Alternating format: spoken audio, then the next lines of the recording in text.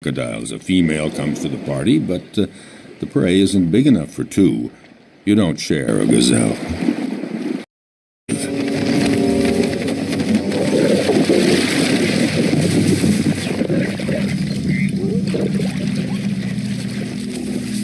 A lioness kills by strangulation, and it's a slow death.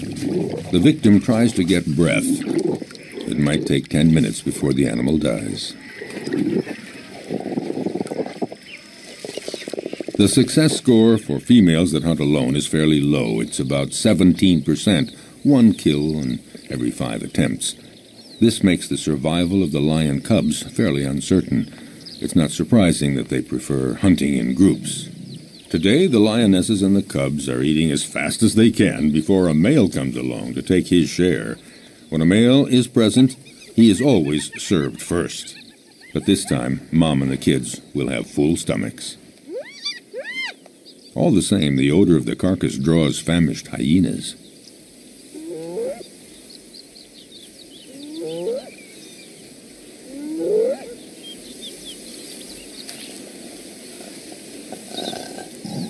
The banquet attracts envious neighbors. The hyena moves in closer, no doubt convinced that the moment has come to make his move. But the lionesses have no intention of letting him get away with it.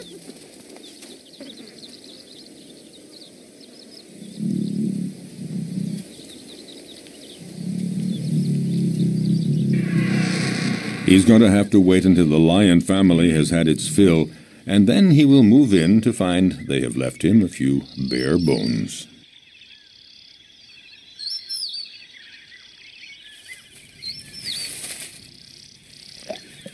No, not much chance that the lions will leave much for the hyena. Well, if there's nothing here, the hyena has to resume a solitary quest. Why not seek out tender prey, fresh meat, for instance, an unsuspecting, defenseless baby cheetah? For out in the wild, hostile nature, the lives of the young, whether predator or prey, are often precarious.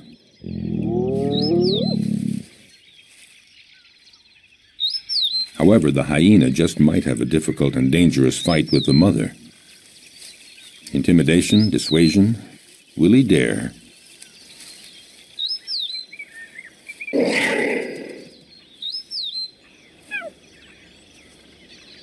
No, the risk looks too great. The hyena goes on his way and keeps on the prowl for other prey.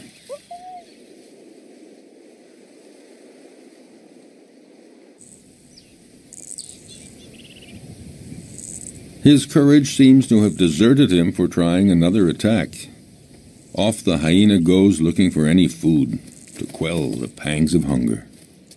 Once the danger is over, the mother cheetah is required to leave her little ones and go off to hunt. But will they be there when she returns? In the savannah, cruel choices have to be made. The hyena appears to have gone off and is now far enough away. The cheetah has to go for it. A quick hunt and then back to the lair.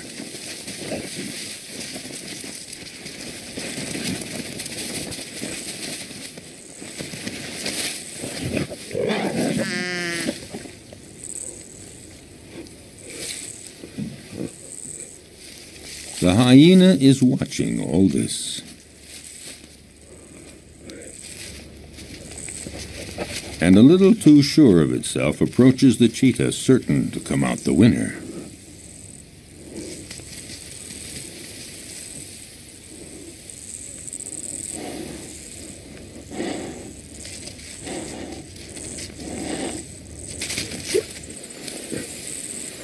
But just then, a new character walks on stage, one that was not expected, a lioness. This one is really sure of herself and determined to turn the situation to her advantage. Nobody dares attack her. The hyena and the cheetah are left on their own.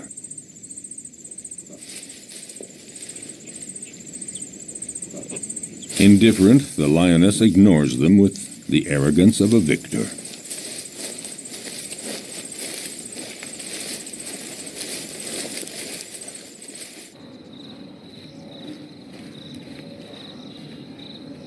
Vexed, the hyena, again, goes off to a safe distance.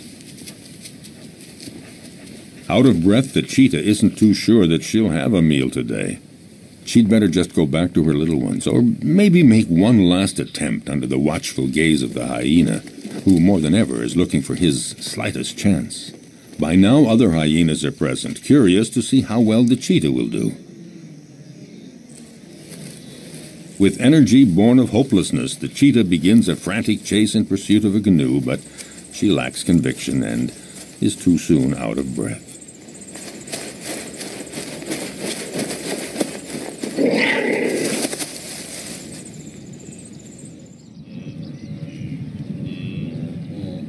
Even the gallery of watching hyenas doesn't think that she'll succeed. However, they join others of their pack and profit from the panic caused by the cheetah to attack a wounded gnu. The lone hyena would very much like to join the party. Well, aren't there cordial relations among all members of the same species?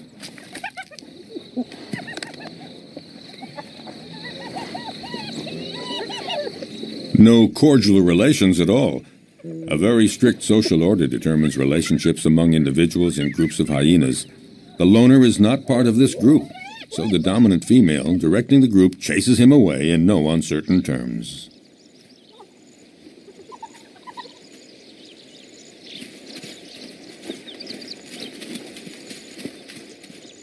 Nothing can be done, so it's best just to melt away into the distance.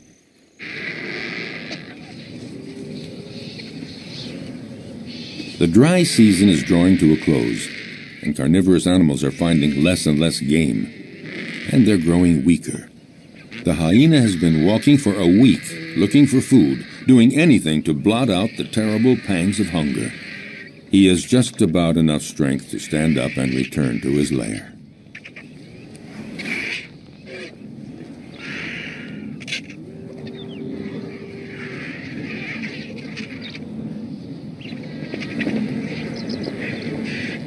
Oh, he knows the vultures are waiting for just one thing, for him to lie down and not get up. But hyenas belong to a species with incredible resistance. Gathering up all his strength, he sets off on his quest.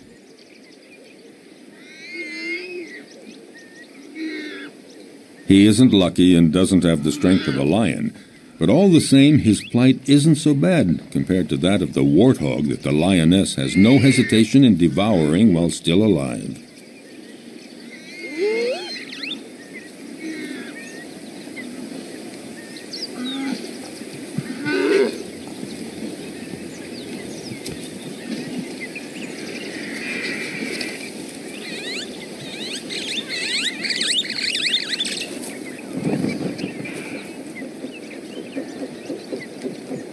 The hyena was right to wait around for a while. At last, there is a reward because the lioness leaves the warthog carcass after eating only the entrails.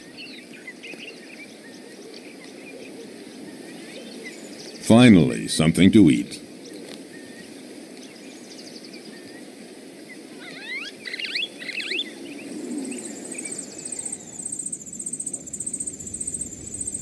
Even among lions, survival isn't always so easy, at least not for the cubs. They may be the offspring of the animal king, but their future is often compromised.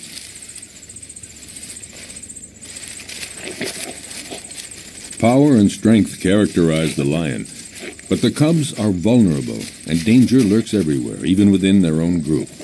Actually, among the lions, everybody seems to be getting along with a certain intelligence. The females within a family are taking good care of the little ones. A female will submit to any sort of nuisance from the cubs, and will even take care of the ones that are not her own. So the females remain calm, but it's quite different with the males. They guarantee reproduction, and they protect the females and the cubs, but they can turn dangerous for the cubs. Unmindful of his tremendous strength, a male who is annoyed by a cub teasing him just might kill the youngster with a swipe of his paw. Lions like to live in a stable family group, and yet the young ones, especially the newborn, are always vulnerable. Prudently, a female about to give birth distances herself from the group and finds a lair where she can have her cubs. She wants to find a natural hiding place where hyenas and jackals and cheetahs can't get at the little ones, and to keep them safe from the male lions that might come to take them. A female may have as many as 6 cubs at a time, but only 1 in 5 will survive to adulthood. Cubs are most fragile during the first 20 months. Then they are young adults. The mother lioness has to leave her cubs in the hiding place and go out to forage for food, but she never knows whether when she returns she's going to find them dead or alive. Will they escape the prowling predators? The lioness is now isolated from her group, and she has to hunt alone. Her predatory hunting instincts have to overcome her maternal feelings.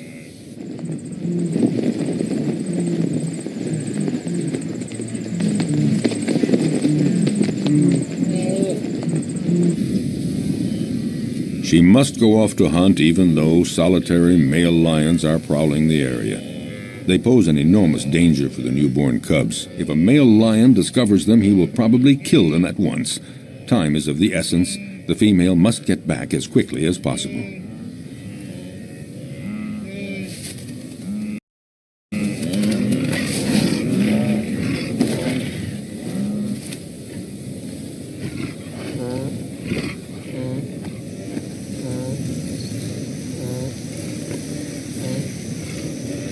A lion alerted by the noises emerges from a thicket.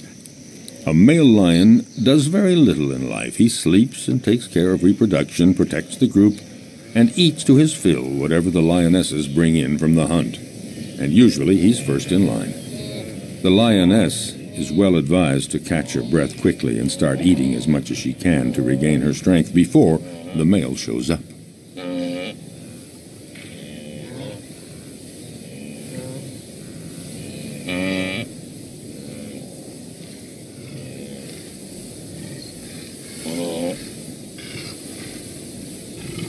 "5 kilograms, 10 pounds of meat every day. That's what every male or female lion requires for survival.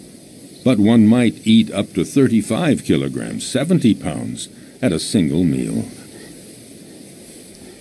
The effort has been so strenuous the lioness has to recuperate for a good 10 minutes before feeling strong enough to begin eating.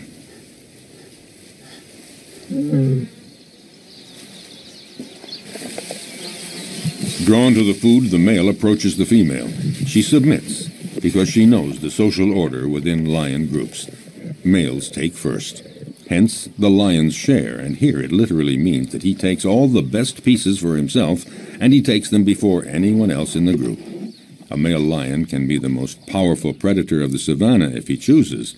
He's fearless. No animal would ever approach his killed prey. The lioness can only wait, resigned to the situation, and go off to her cubs.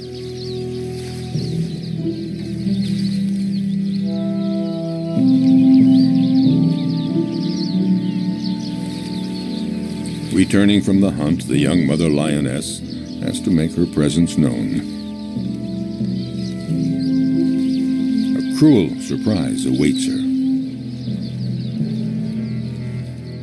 Her little ones had a surprise visit from a solitary male lion that happened upon them. Only 1 cub remains, but it's dead.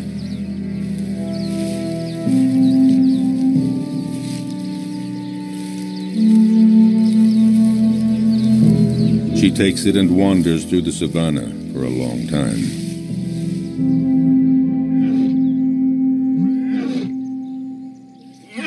Before she can bring herself to give up the cub's body to the vultures.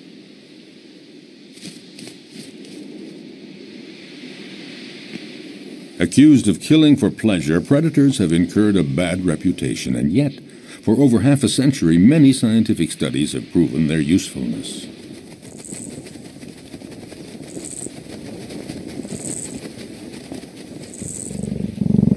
A number of predators are key species that enrich their region and determine the structure of animal communities. They maintain a good balance between various species.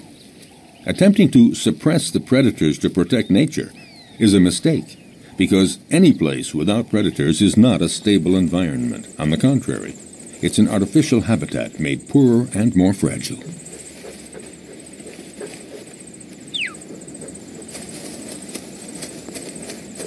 Following an implacable and ferocious law, by attacking the most vulnerable individuals, predators remove weak and sick animals from nature to the benefit of the stronger animals.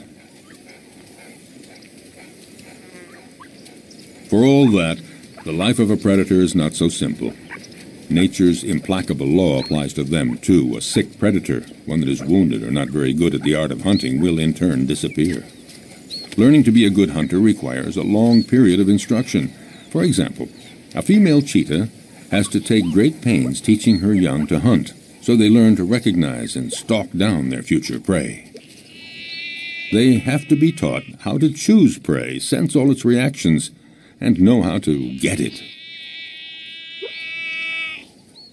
Most important, young cheetahs have to master the essential swipe of the paw that knocks running prey to the ground.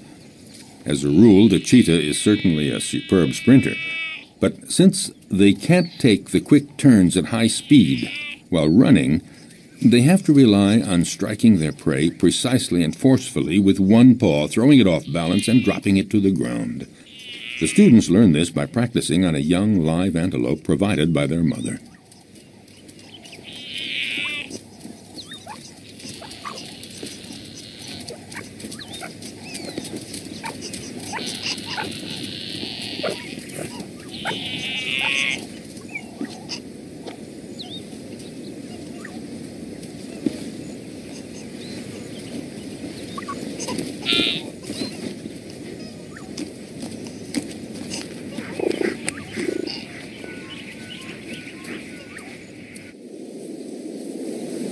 In the broadest sense, being a predator is feeding on other living creatures.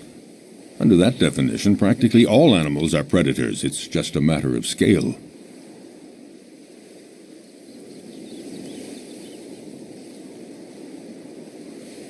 In the savannah, baboons are, for the most part, omnivorous. But sometimes they reveal themselves as accomplished predators. The males have no hesitation in attacking other mammals that they may encounter on their way.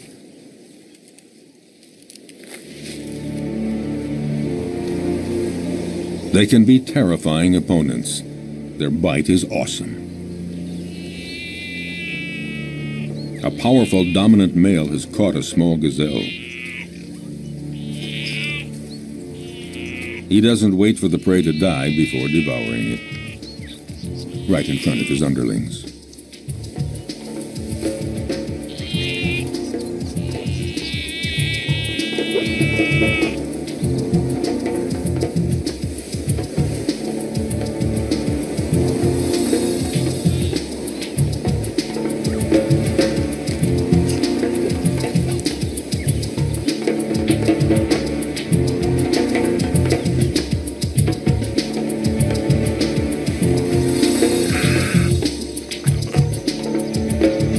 This male may leave a few scraps for others, but only after he's had his fill.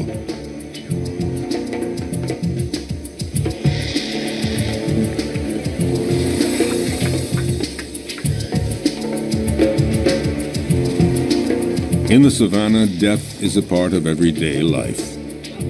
The baboons set off for new horizons.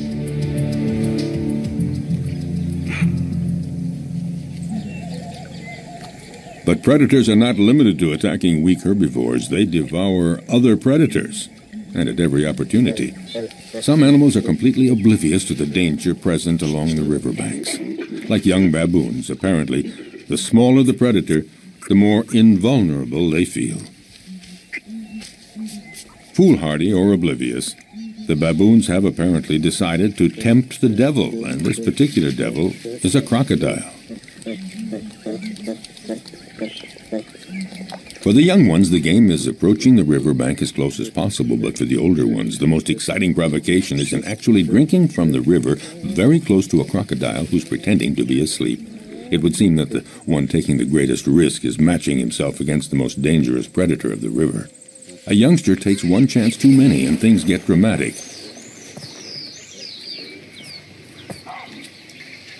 The alert is sounded, but it's too late.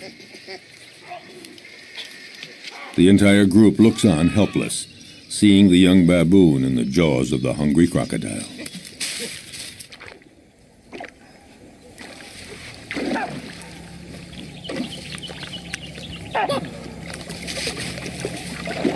Whoa!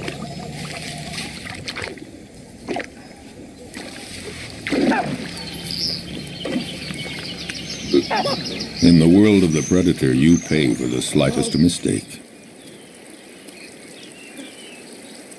But along the river banks, the crocodiles don't always have it their way. Facing a hippopotamus, the law of the stronger and the bigger holds.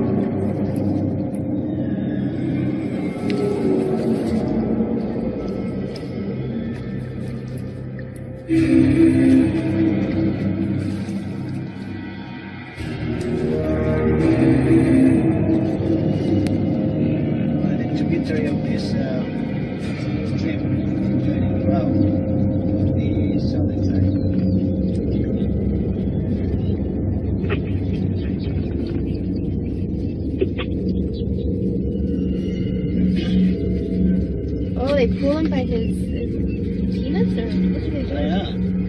They're grabbing him by his tail first. We're gonna kill this pup. Start feeding.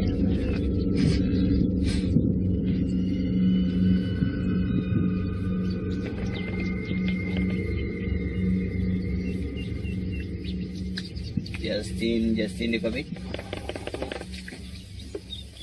Go ahead. What's your location? I'm on Sunbird.